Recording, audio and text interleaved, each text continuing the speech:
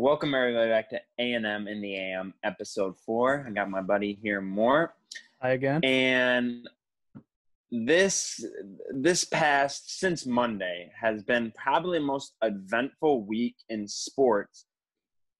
Pending sports not even happening, just in new for sports coming since the coronavirus has started and the lockdown and everything. We've had the NHL basically officially say they're coming back, which we're going to talk about today. The NBA kind of gave us a start date, which we're going to also talk about. And possibly we might not have an MLB season after that was the most likely sport to come back. It's getting real bad. We're going to talk about those three. Those are the three main sports that kind of made headlines since Monday. So we're going to touch on that. And I know, especially on Tuesday, those two sports were very active in the news. So we're going to start off with the NBA. A lot has been coming out about if they abolish the regular season, that they will go to a 16-seeded playoff format, like a March Madness type of thing, where there's no conferences. I don't know how that would go over. Yeah, I think it's a little weird. Because I think it would be fun. At that point, it's like, yeah, it's already a weird season, but at that point, you could have the Lakers, Clippers in the finals against each other, like the two West teams playing each other instead of East and West, like usual. Which I didn't see the bracket, so maybe they would play before that, but they could end up in the playoffs against each, or in the finals against each other. It would be an all. I mean, when you think about it, it would probably end up being an all LA finals. Yeah, I feel as though, because no real other. I mean, except other than the Bucks, maybe no other team is really gonna be able to match up. Because the Lakers are gonna play the Magic round 1. Yeah, I saw the Nets, something like that. No, I think it was the Nets, because the Bucks would be the 1 seed, the Lakers would be 2. So yeah, you're right. Magic.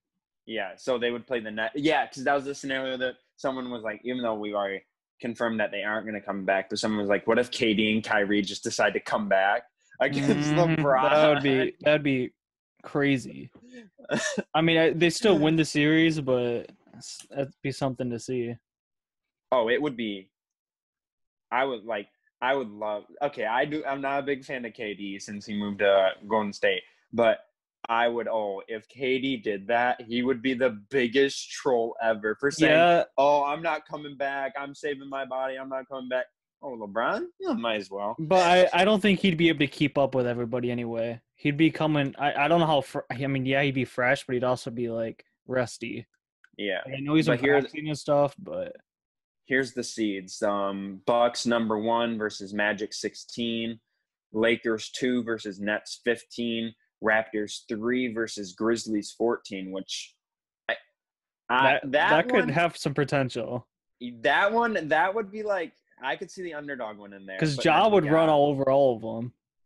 Ja, and then Jaren Jackson, he's not bad. Against Ibaka, that'd be pretty good. Brandon Clark, no, that would be against well, it'd be against both. Pascal. Yeah. He'd be against Pascal. And then Jonas Valanciunas against his old team, and Marc Gasol versus that would be the series to watch. But then you got Clippers versus Mavericks. That's another good one if Kristaps is back. If the Mavericks can play anywhere near how they should. Yeah, and then you got number 5 Celtics versus some 12 Sixers, which is average. You usually see them in the playoffs against each other. Your normal game. Yeah, and then you got number 6 Nuggets versus number 11 Pacers, number 7 Jazz versus number 10 Rockets, and then number 8 Heat versus number 9 Thunder, which would probably be up there with like the Raptors Grizzlies series as one of the best series that you're going to see. Yeah, the Heat would still probably win it, but I think the Thunder could force them to some games. Oh, I think the Thunder could force them to 6 or 7 games at least. Thunder, I don't know how the Thunder are doing it. The Thunder have put themselves in they have gone from one of the worst situations in basketball to having one of the most promising futures in the league. And if they did something like this, CP3's been getting all this rest, so he's ready to come back strong with Shea again.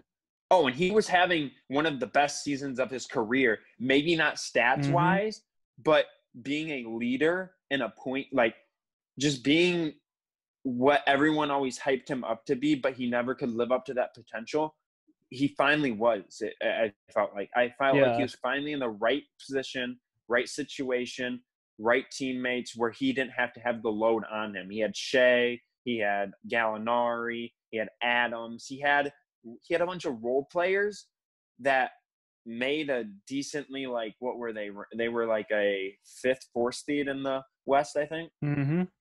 Because they were talking at the beginning of the season before, or even before it even started, that if the Thunder started off slow, or they were, which everybody expected them to be, but if they were out of it bad at the deadline, that Steven Adams and Gallinari would have been traded anyway. Oh, so was Chris Paul. I think Paul was going to be gone. I think which so. Because the Heat wanted him, or at least people say, and then other teams. So the fact that they all stayed. Yeah, and the Thunder have it's something crazy, like 15 first-round picks over the next 4 years.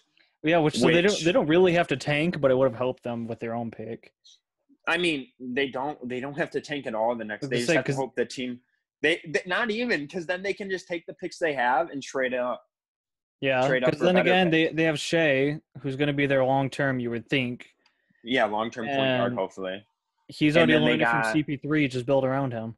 And then they got Darius Bazley. He's a young guy that they've been kind of grooming him. He stayed in the I think he was the first NBA player to take first college or high school player to take the G League route. So that should be interesting there, because I feel like he has a lot of potential under him. So they got good trade assets. You got Gallinari, CP3, Adams. You can trade for young guys. Like, you can trade Andre for Roberson if he ever comes back alive. Nobody's heard from the man in 4 years. See, he's back. And okay, I follow Rachel Demita on TikTok, and I don't even see her post about it. And that's his girlfriend. She doesn't post about the man either. So she barely sees him as it is too, I think. So he's just nowhere to be found. I think he's just in like a rehab facility for wherever he hurt, and he's just been staying there. It's like his 3-point shot. He's just non-existent. Like, you can't find him. But talking about the seeding and possible everything, Mark Cuban came out today and he said that if the NBA is going to go having a tournament and everything, that there should be a play-in tournament for seeds 7 through 10, which we had mentioned. Yeah, we mentioned that in our, I believe, our first NBA news video. Yeah, it was a few episodes ago. Yeah, we were saying how it would give the Kings and Pelicans a chance to move into the playoffs over. I can't remember who they would move over. The Grizzlies and Magic or something? I can look right now, actually. They would move over the Grizzlies or the Spurs or something, but the Spurs weren't in it either. I think we had the Spurs in there. No, the Grizzlies or Mavericks, because it would be the Grizzlies and Mavericks versus the Kings and Pelicans. So it would be a very interesting situation, and surprising that Mark Cuban is suggesting that, because his team is obviously one of those teams that would be playing. So you'd think that he would just want to automatically make it in, but I mean, it shows competitiveness there, I guess, and also shows he's got a chance for some money again. Yeah, and he I don't understand him, because at the beginning of this, when they were talking about NBA teams coming back, he was saying how, I'm not coming back, I'm staying until he was like, even if they say the NBA says we're allowed to come back, I'm not allowing my team to. But now he came out and he said he's pushing for all 30 teams to return to play. So he's not hitting the jackpot on Shark Tank anymore. So he's like, you know what? I'm not gambling on there. I'm gambling on the season instead. Might be running for president in a couple of years. He would get my vote. But him or Dave Portnoy, I don't. If they were both, then I don't know who I would be picking.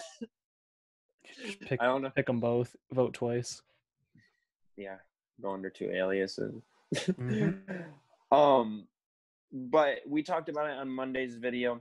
We said a June 15th would be the ideal date, in which after we had posted that video, I'd seen on Twitter that because I believe I referenced that Spencer Dinwiddie had posted July 15th, when he and wasn't supposed to. Apparently he had leaked that, and he wasn't supposed to put out that date. But the NBA came out today and said that their ideal start date would be July 22nd, where games, where the playoffs or the end of the regular season, whatever, would start, because we know the timeline now. We know when they want to start, where they want to start. We just don't know how they're going to start. And they're going to start at the end of the season, 5 games left in the season, pick up where they left off, playoffs, 16 seed, normal playoffs. We don't know. So that's still up in the air. And I feel like a lot of that will come out over the next week into June, in the middle of June. So I feel like they might just still be waiting.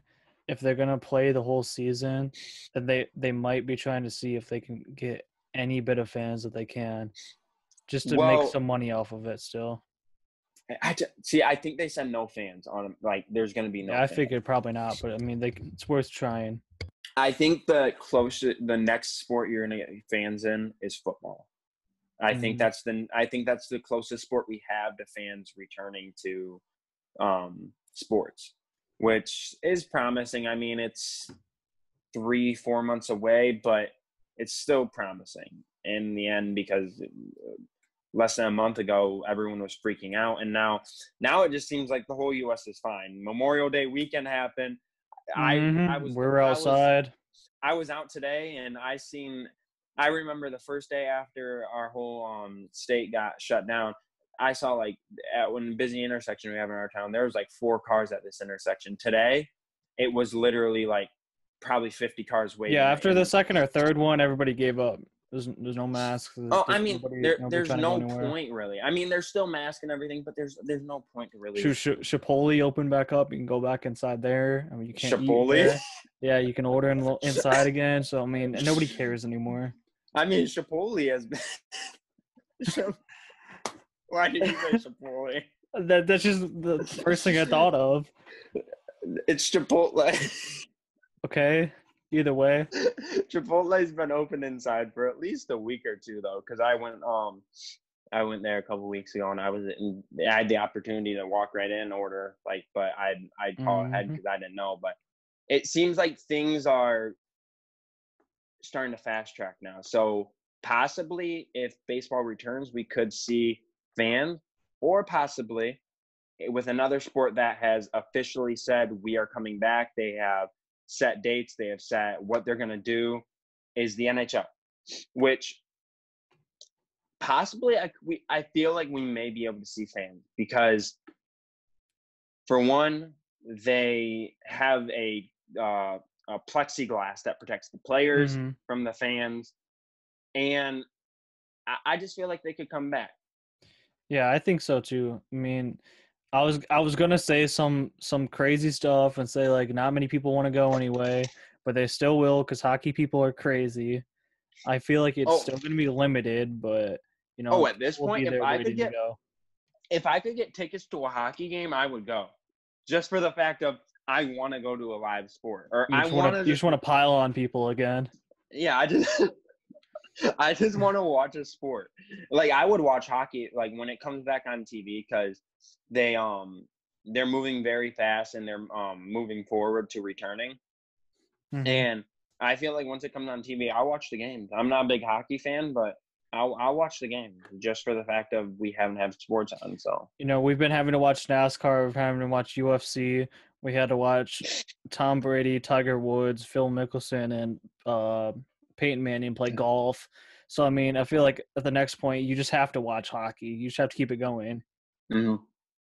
Which, like the NBA, they decided, or like the NBA is considering, they decided to go with the tournament. They're doing a 24-team tournament where the top 4 seeds from each conference get a bye, and then the rest, 6 through 12, are doing a play-in series, which is rumored to be a 5-game series, which we talked about. I didn't really agree with that, but I guess it gives us more to watch in the end.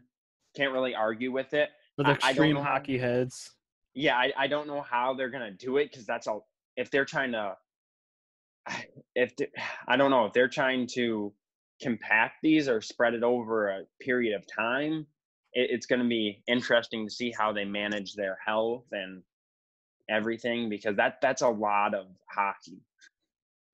Hey, they'll everybody will enjoy it that actually watch it or play it. I would assume. I did see that. I did see that for some reason. They named the rookie of the year. I mean, I guess it makes sense. Yeah, if they're not playing the rest of the season. Actually, he went to Michigan. I had seen. That's why you saw it. Yeah, that was the only reason why I'd seen it. Hockey never comes up on Twitter. I just one time is that somebody said that the guy is from Michigan and he won. I couldn't even tell you what team he's on, but I saw a picture of him, said he won the Rookie of the Year. So, something I did see is that they're considering Las Vegas or Canada as possible targets for where they're going to play, and it was Canada. It was Canada because apparently they can do it for cheaper up there. Oh yeah, and you put them in Canada, the whole country's gonna be there. That's in their backyard, and they invented it. Yeah, the good thing about Canada is that you can find a hockey rink in any town you go to, so they could easily could be like, okay, we're gonna put Montreal here, throw Las Vegas in this town, have them play their series. We'll throw Boston, Chicago. You go to this town. They'll probably. I feel like some houses have rinks on top of their, or like ice on top of their roof, so it'd be easy. I mean, definitely that's just easy for them to play at. So I feel like honestly, Canada, it would be kind of cool for it to be in Canada, because like you said, it's where hockey kind of originated from. You're going to get so much viewership up there, and I don't know. It would just be cool for it to have it move up there, but that's the only thing I think they're trying to figure out is where they're going to be and when it's going to start. They figured out they're basically the opposite of the NBA. They know what they're going to do. It's just when and where. But I think they want to move within the next couple of weeks. They want to start. They've already I know they've opened up all their facilities. Players can go back in groups, though. It's weird. They can only go back in like groups of 5 or 10, I think it is. I was gonna say, like, really, I mean, I'm gonna probably sound dumb, but like, what do they really have to do to get ready? They just get out and skate again, get stretched out. I mean, like, it's not gonna take much to get back into it. Well, I mean, you have the fact that the goalies kind of have to get back in, like, because it takes a lot to be a goalie. You got to be like precise. Yeah, and I feel like some of them, since they're so crazy, they've been doing it the whole time. They've been shooting tennis balls at each other out of machines or something. Oh, probably. Living room, so. But hockey definitely coming back. We already know that for sure. Now, our last sport that we addressed at the beginning of the video is the MLB. On Tuesday, a lot, and I mean a lot, came out that is pushing more towards the fact that we might not see the MLB. And at first, the MLB was the most promising sport coming back. They had made so much, like they were making deals here and there, and they had everything figured out. They were like, okay, we have this, that we're going to do the 3 divisions, split up the conferences, play at your own stadiums. You're going to have the World Series down in Miami. They had everything going good. And then this next the last proposal from the league came, and that's where things started to fall apart. And it has to do with the money. I just have to tell you, it's hard being an MLB catalyst on Twitter nowadays when this kind of stuff happens. When these owners and the worst commissioner known to man and anything in between happens, everybody just expects it out of the MLB now, and it's getting bad. Oh, I honestly, it's sad to say, but I expected this coming from the MLB. I mean, it only made sense, really. The MLB is the most dysfunctional league in 5 major sports that we have. Because we talked, I think, last week or maybe on the regular podcast, but about the percentages cut for it to be 60% now, and pretty crazy. And how I know we were going to talk about the A's aren't even going to pay anybody after the end of this month, which they were only getting. I didn't know they were only getting $400 a week. Which That's just the minor leaguers. That's just the yeah, minor leaguers. they could And be another, getting more from unemployment right now than they're getting paid by the A's. yeah, and the other thing with the minor leaguers, not even I'm talking about the A's was where The was White it? Where was Sox. it? Yeah, the White Sox cut 25 of their minor league players to save money. Like that's just insane. You basically just threw away 25 guys' careers because some of those guys might not get another chance. It could have done some of them a favor because now they go claim to get more money, and then if you Sure. were already on the radar for another team, they can just pick you up now. So I Yeah, mean, it you're kind right. of just hurt the White Sox even more because they Yeah. weren't going to be. I'm sure they weren't getting paid much anyway. Probably it was like 100,000 each or even less. I don't understand why the White Sox like that made no sense whatsoever. I mean, probably because they just spent so much money in the offseason, they're trying to cut corners. But what you were talking about with the 60%, they Jeff Passan, or is that how you say his name, Passan? Yeah, our man Yeah. Jeff. Everybody loves Jeff on Twitter. He tweeted out today a breakdown of like all what players would be losing. So like, say you're making 563K, you would only be making 262K. Not that big of a cut. You're only losing about 300K. Not bad. It's like whatever. I mean, to them it probably is like if you're first or second year, or like you're a vet, like you're stuck in the minor leagues. Yeah, it's a drag, but still, like I hate to say it, but poor you, you're still making But $200,000 this year. but here's where it gets kind of like, you know, so if you're making 10 mil, you're only going to make 2.95 mil. And if you're making 20 mil, you're only going to make 5.15 mil. If you're making 30 mil, you're only going to make 6.95 mil. But if you're making 35 mil, you're only going to make 7.84 mil. See, and that's why I think I've had this sneaky suspicion in the back of my head this entire time when they started talking about GM saying the pay cuts. Yeah. This offseason, they had elected a new president.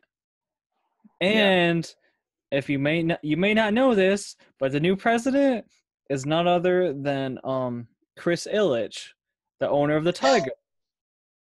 I did not know that. And he doesn't want to spend money on the team, and he wants to save money.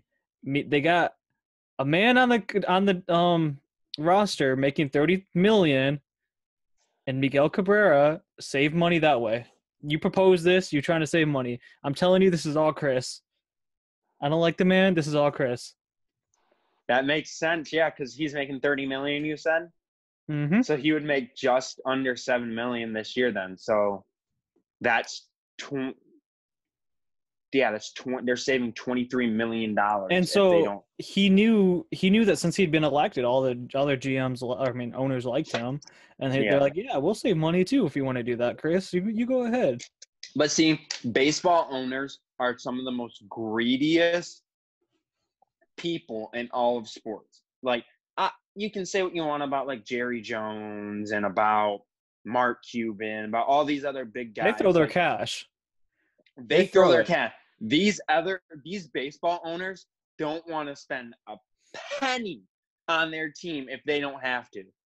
If they are not forced by their hand of the city, by the league, by anybody else, they will not spend a penny more than they have to on their team. Which the crazy thing is, with the contracts that were given the past 2 years in the offseason, namely to Mike Trout and Bryce Harper and others, players are just going to keep getting paid more and more. So they're not it's not – I mean, yeah, you save a little bit now so you can pay later. But, like, it's not like you're not going to be paying anybody next year or the year after as in free agency. Like, you're just still going to keep spending more and more money. See, the thing about baseball is they have some of the greediest, I want to say, they have some of the greediest mother effers in sports. In owners. But they also have the highest salaries in all of sports, which was partly the owners, but also the agents' faults for getting them that high. like if that's like insane. Like the like the NBA or the NFL is almost half of that right now. I think the highest paid player maybe makes 150 mil over his 5 years or something. I think it's up to like 200. Which I've always taken pride in the MLB, like being the one without the salary cap and everything. But like, imagine if they did have one. I mean, the Tigers would have never been successful then because they paid so much for their guys when they were good. But imagine that Mike Trout would have never gotten that deal. Bryce Harper would have never gotten that deal. A lot of guys, they'd be making less, which I guess that would make the sport die because guys would be like, well, I'm going to go play basketball or football, shorter season, whatever. But then the pay is the See, same. that's definitely. I mean, if the MLB had a salary cap, you would not see teams like teams like the Astros or like the Dodgers or Boston, these big super teams that have been created over the years. You wouldn't see that. Like the Yankees would be nothing. They pay for everything they have. They would never. Oh, the Yankees with Garrett Cole, they would be out there with 3 players with Garrett Cole, Stanton, and who's one of their other big guys?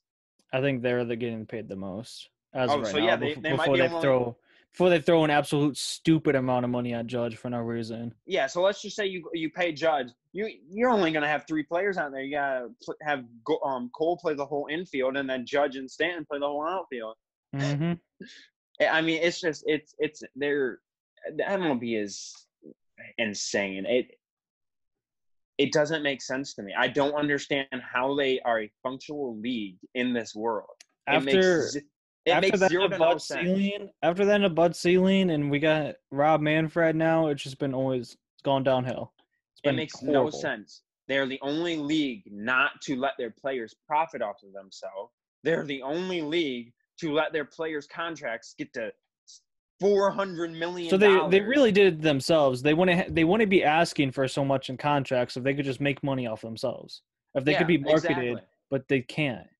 Like these teams, you could throw the salary cap in there as long as you let these players market off of themselves. They make so much more off themselves than they would contracts.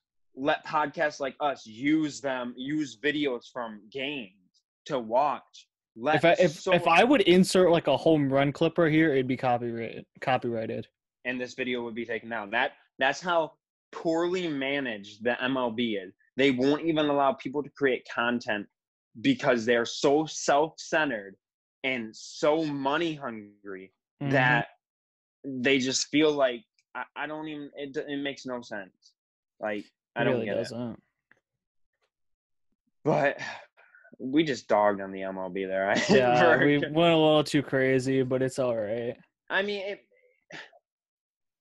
it's just saddening how because the owners screwed over the fans because I feel like the players were fine with the salary cut they originally gave them during spring training. It was 30%. Yeah. The players were fine with that. They were like, yeah, okay. But now you're getting more money taken away. And yes, I know you have like the old whites and like the old guys come out and saying, hey, you're getting paid 250 million or 200 million anyways, just take the money. It's not about that. If your boss came up to you and said, okay, I'm cutting 70% of your pay, you're going to be mad no matter how much you're making. It's your job. You're making that for a living. Yeah, I'm mad. The players are kind of greedy, but at the same time, you gotta look at it in their point of view. They know what they're worth and everything. Yeah, they're still playing 84 games. Like it's still the owner's fault for originally signing them to the big contract because anything like this could ever happen. Which we could be looking at another spring training going on right now if they would have just been. Oh, definitely. Yeah, the spring training. Yeah, if they wouldn't have if the MLB wouldn't have added in that second pay cut in that proposal because they were trying to be sneaky about it. They had proposed everything else, and then when the final meeting came on that Wednesday, they were like, "Oh yeah, and by the way, we're cutting your pay by 70% now." And then the players were like, "What what?" Exactly. We were about to agree to this deal with you, and then you just come at us with that. Like everything else, like literally if you look at all like anything, everybody was like, oh yeah, that's a good deal, and then you see that 70%, and I just don't personally, that the MLB is just, I could run the MLB. Anybody could run the MLB other than Probably. Rob Manfred. Okay. I think we just need to end this. I was gonna say, at this point, before we keep going off on Rob, we might just have to let him off the hook. Yeah, I think that's all for us today. Next trying to keep week, it short. Yeah, next week, hopefully we might have a little bit longer video for you. The little tease that we made on Monday, we're gonna have another one on Friday, I'm sure. I know we promised a lot in the past, but I think the pieces are finally coming together. We're getting stuff in right now, and by next week we should be not on Zoom. We should be not on Zoom. I think we can say that much right now. We should be not on Zoom. I'll be sitting next to him, hopefully. Quick couch cast. Sipping on some Mountain Dew. So I think we'll be able to say more on, I'll say Monday. Yeah, I was gonna say either Friday or Monday, whichever. No, on Monday, Monday we'll definitely be able to say some more, because I think the pieces will all be put together by then.